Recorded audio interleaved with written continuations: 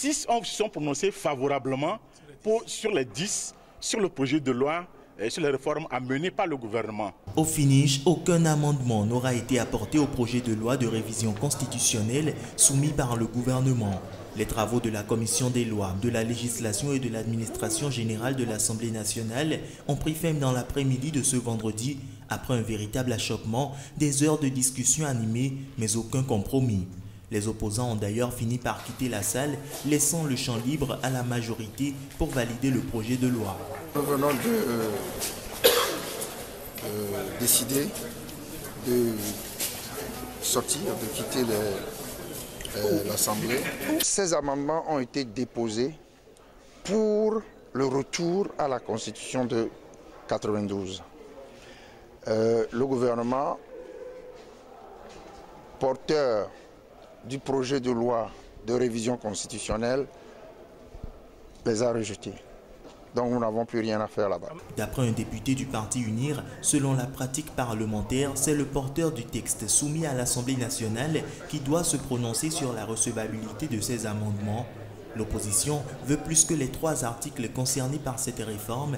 Elle veut revenir à la Constitution de 1992 en entièreté, c'est-à-dire mettre en place des changements plus importants. D'ailleurs, elle souhaitait modifier 47 articles en tout. Maintenant, la commission des lois doit rédiger un rapport et juste après, les députés devront se pencher sur le texte en séance plénière. Il pourrait être convoqué dès le début de la semaine prochaine, mais rien n'est encore joué. Le gouvernement n'est pas du tout certain que cette réforme sera adoptée. Pour la valider, en effet, il faut une majorité aux 4/5 et le parti au pouvoir seul ne dispose pas d'une assise aussi large. L'opposition est donc en mesure de bloquer l'adoption de cette réforme. Elle prévoit d'ailleurs de nouvelles marches les 20 et 21 septembre prochains. Le récent rapport des experts des Nations Unies, toujours sujet à polémique au Burundi.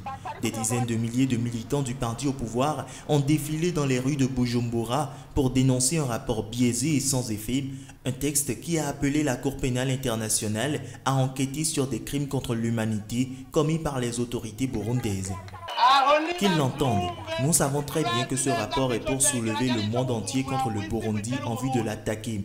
Nous leur disons que nous allons combattre jusqu'à nos dernières forces, mais les enfants qui naîtront verront le jour dans un pays indépendant.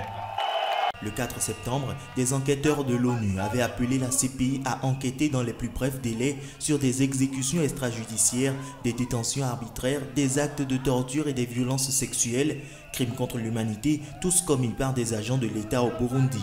L'Union européenne, bête noire du pouvoir burundais depuis les sanctions prises contre lui après son refus de négocier avec l'opposition, est accusée d'être l'instigatrice des rapports de l'ONU et des ONG qui dénoncent les graves violations des droits de l'homme dans le pays. Qui a dit que nous ne sommes pas le peuple de cette terre? Même si on nous coupe le doigt, ce sera la dislocation de l'ONU. Si l'ONU a accepté d'attaquer les Burundais, qu'elle sache que la dislocation commence maintenant. C'est pourquoi je lui conseille de ne pas considérer ce fameux rapport. Je mets en garde l'ONU si elle approuve, si elle adopte ce rapport des experts, elle sera détruite, a lancé le général Ndayishimiye aux manifestants.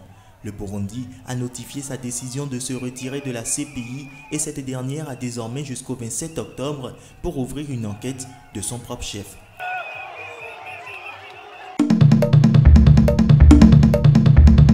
La loi a été adoptée la semaine dernière malgré son rejet par la société civile et l'opposition. Plus de milliers de personnes ont manifesté samedi à Tunis contre le test controversé d'amnistie de fonctionnaires impliqués dans la corruption sous la dictature. Nous considérons que cette loi de la honte, ce n'est qu'un prélude à un grand coup préparé par Beji Qaïd Sebsi et ses alliés, à leur tête Raj al-Ghannouchi, pour réviser la Constitution, pour réviser le régime politique et pour aussi porter un coup rude à notre révolution. Pour défendre la loi, la présidence a invoqué l'économie, disant vouloir libérer les énergies de l'administration.